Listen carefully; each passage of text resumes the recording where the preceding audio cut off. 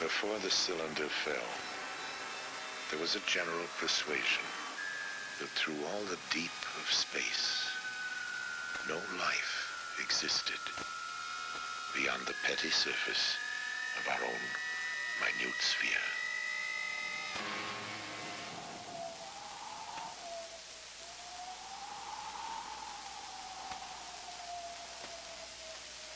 We know now that in the early years of the 20th century, this world was being watched closely by intelligences greater than man's.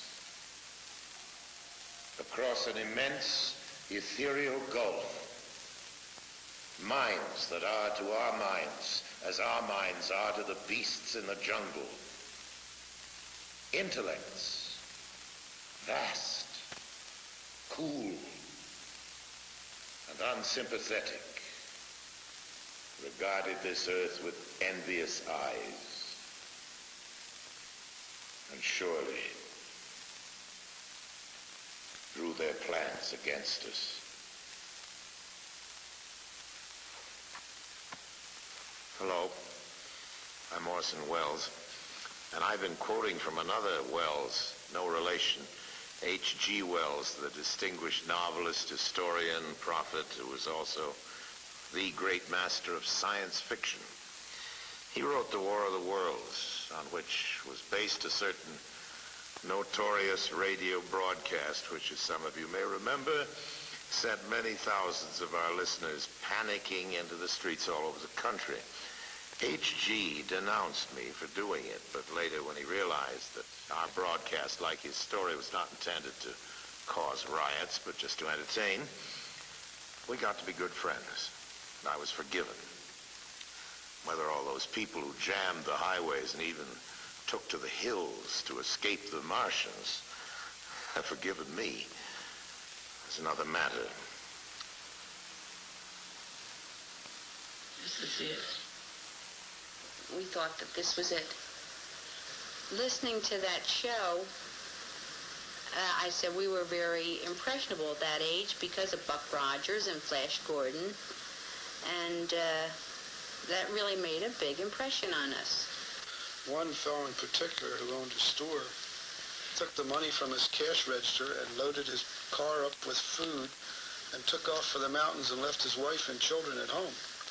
New York City was just demolished, and they were coming closer. All of North Jersey is an inferno, and they are proceeding south. I can conceive of no nightmare as terrifying as establishing such communication with a so-called superior, or if you wish, advanced technology in outer space. George Wald is a Nobel Prize-winning biologist, one of a group of distinguished scientists meeting on the subject of extraterrestrial life. All of the people you will be seeing in this program, scientists, radio listeners, Orson Welles, have one thing in common. Each has had reason to believe in the likely existence of non-earthly life in the universe. I think there's no question but that we live in an inhabited universe that has life all over it. What I'm imagining is the facts that I've just stated becoming generally known, so that people know that out there is a million other civilizations. They all look fabulously ugly, and they're all a lot smarter than us. That seems to me useful and a character-building experience for mankind. From the monstrous Mars life of his famous broadcast, Orson Welles will be taking us through science fiction to science fact, to the new view of extraterrestrial life now emerging from probes to the planets, interstellar discoveries, and findings about the nature of life itself. A real picture as astonishing in its way as the science fiction of 1938. If there is life out there, intelligent life, how did we ever get the notion that it might be otherwise than friendly? Well, Mars, of course, is the god of war, so the planet bearing his name might be expected to have warlike intentions. In our broadcast, the Martians were as aggressive and ruthless as any human being. Ridiculous assumption on the face of it. They were supposedly as bad as we are, at our worst, and also much uglier. They brandished death rays in their slimy tentacles. And for a while at least, just toward the end of the radio play, they appeared to be totally invincible. What finally stopped them? Well, here's the way it went. In the words of the mythical Professor Pearson of Princeton, who was our commentator, I remember, he said, writing in his journal when the whole thing was put together again and the world was in business, I remember wandering through Manhattan, standing alone on Times Square, and catching sight of a lean dog running down 7th Avenue with a piece of dark brown meat in its jaws. I walked up Broadway, past silent shop windows, and suddenly I caught sight of a Martian machine. And then across Columbus Circle, I could see, standing in a silent row, 19 of those great metal titans, their cowls empty, their steel arms hanging listlessly by their sides. And I looked for the monsters that inhabit those machines, and then, before my eyes, I saw them stark and silent, the Martians themselves, with a flock of hungry birds pecking and tearing brown shreds of flesh from their dead bodies. And later, when their bodies were examined in laboratories, it was found that they had been killed by disease bacteria, against which their systems were unprepared. Slain after all man's defenses had failed by the humblest thing that God in his wisdom had put upon this earth, the common cold. And that's the way it was. Well, quite a lot of things have happened in the world since then. An invasion from the planet Mars, that at least is one thing that didn't happen. But in a way, you know, we have been invading Mars. If Mars hasn't exactly been invaded, well, it's certainly been investigated, not attacked, but thoroughly, very thoroughly studied. Observations of Mars had begun long before our broadcast, and even back then in 1938, it seemed plausible to many people that life could have developed on Mars, just as it had on Earth. Peering through telescopes, scientists had seen what? Well, first a planet that, like our own Earth, had polar ice caps.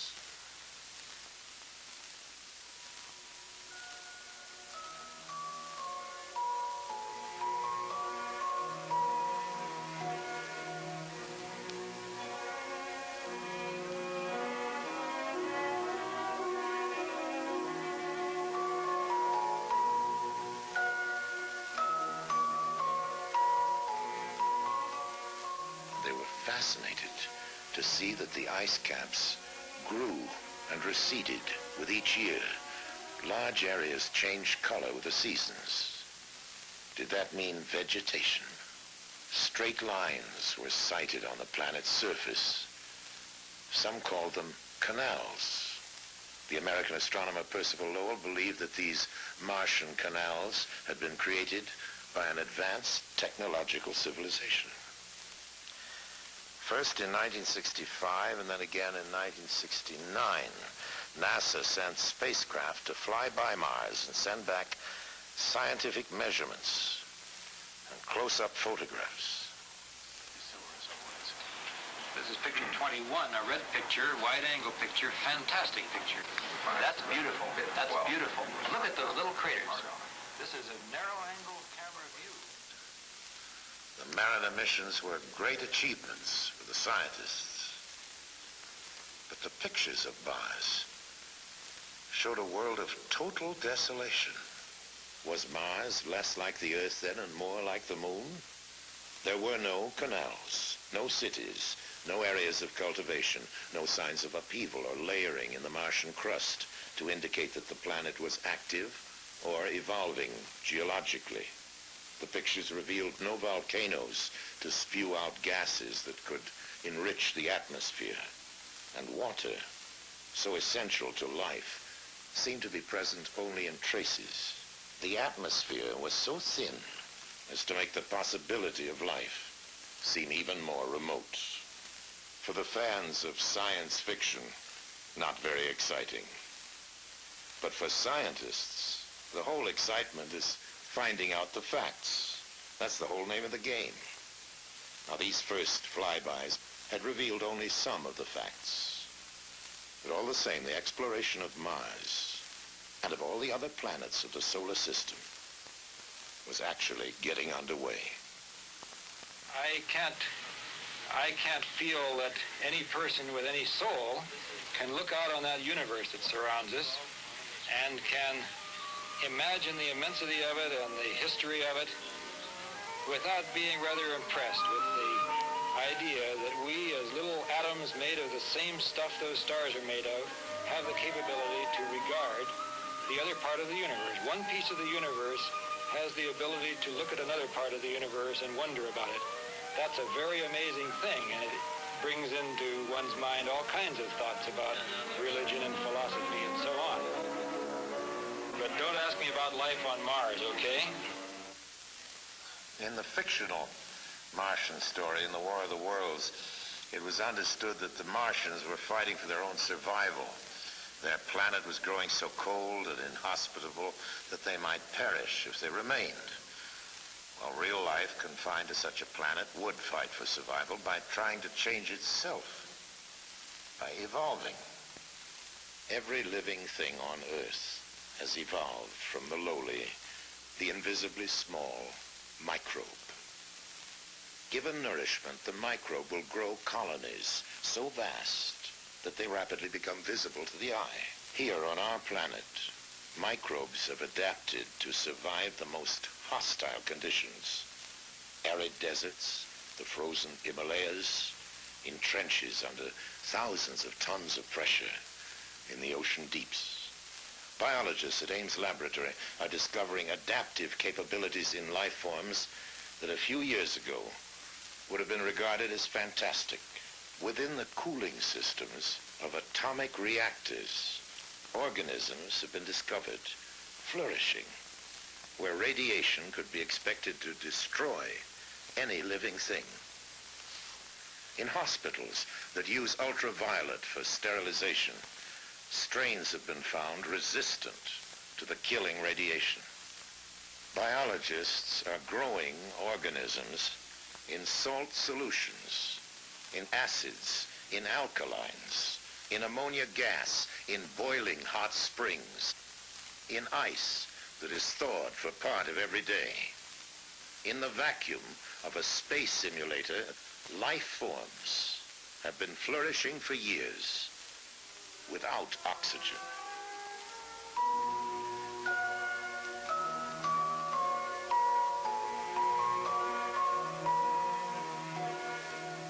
Scientists are studying the kinds of environments that could challenge life forms on the planets and moons of the solar system. In 1971, Mariner 9 arrived at Mars, equipped to go into orbit and stay for a while. A good thing, too, because when it arrived, Mars' surface was obscured by a global dust storm. As the storm abated, a whole new Mars began to make its appearance. The first feature that swam into view, poking up through the dust, appeared to be a huge impact crater. But it stood miles above the Martian lowlands on the peak of an immense mountain, Nix Olympica. And as the dust settled further, the stunning truth emerged that the mountain on Mars was indeed a gigantic volcano. So, geologically, Mars was not a dead planet after all. Vast stretch marks on the planet showed that Mars' surface is shifting and changing on a colossal scale. Mars is beginning to look, geologically at least, more like the Earth and less like the Moon. And then new evidence of water has begun to turn up in surprising ways. Among the many clouds in the Martian atmosphere, some have been found to be composed of water. Then close-ups of the surface have begun to turn up strange, sinuous patterns. Some compare with the patterns cut into the surface of our own planet by the Mississippi River. Slowly the interpretation emerged that only a fluid flowing continuously over the Martian surface could have caused such patterns of erosion.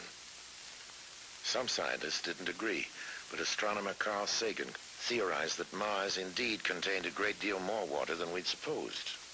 The water might remain locked within its crust as permafrost during ice age times such as the present, but during cycles of warmth, when the polar caps release gases to form a heavier atmosphere, the water may be released into clouds.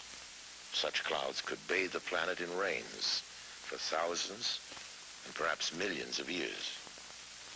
If Sagan's interpretation is correct, life could have originated on Mars in favorable cycles and may have adapted itself to harsher conditions as they developed, and indeed may exist on Mars to this day.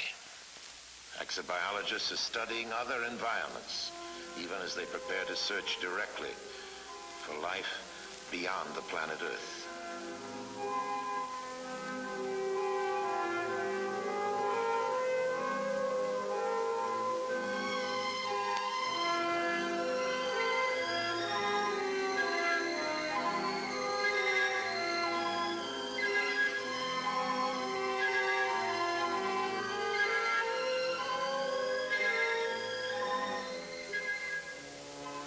Flying by Jupiter, Pioneer 10 confirmed estimates that within its atmosphere are combinations of gases similar to those in which life originated on Earth. While a second Pioneer is being aimed to curve past Jupiter and fly by Saturn, Earth-based measurements show that a moon of Saturn, nearly the size of the planet Mercury, contains an atmosphere, water, and surprising warmth.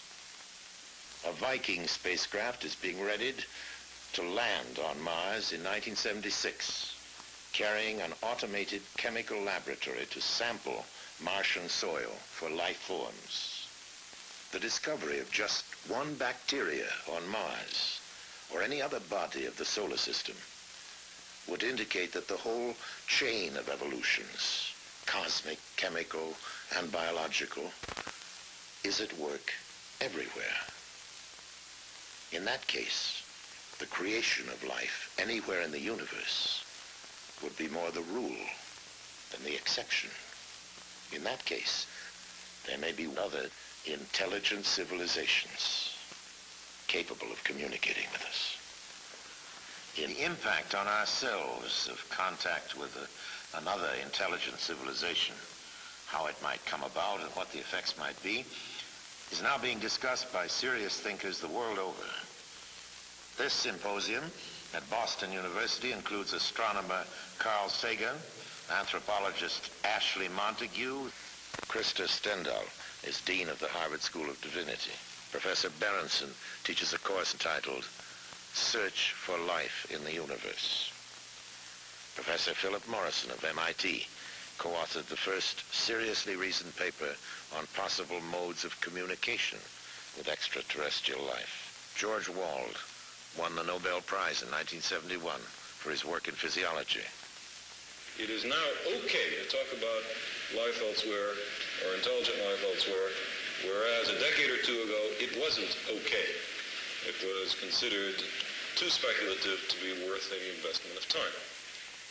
That the number of stars in our galaxy alone is so staggeringly large, in the order of 10 to the 11 or more.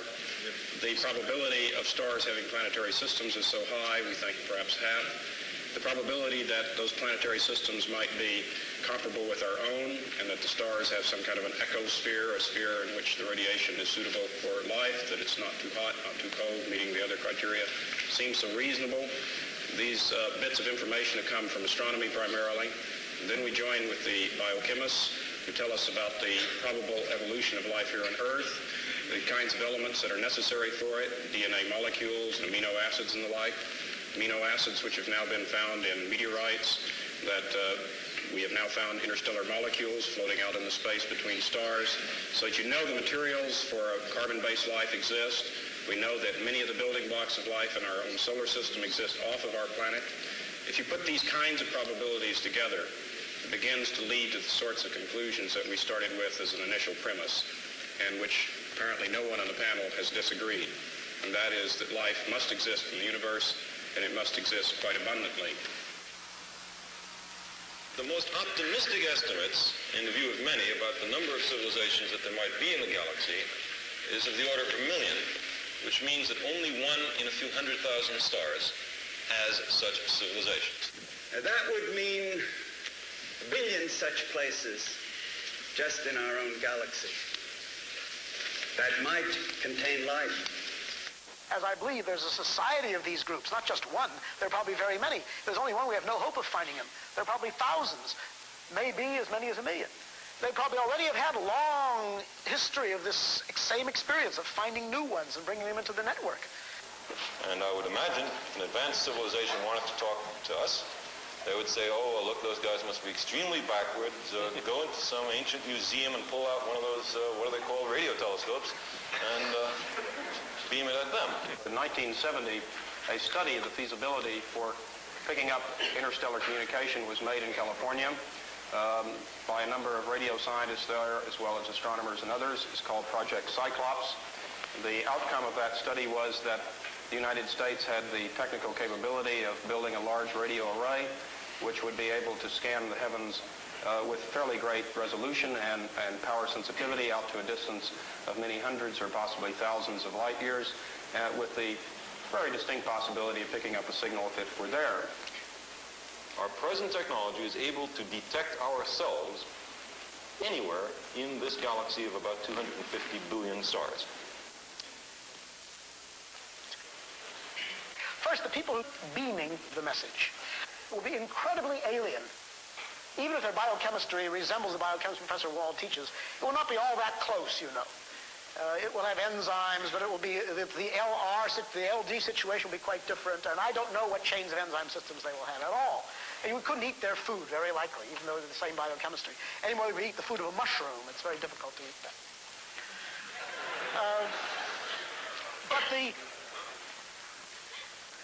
So I think, first of all, there will be two great phases of this eventual time, which I think will come in 10 years or 100 years, or I don't know, maybe longer, when some satisfactory radio telescope work or something similar will acquire evidence of the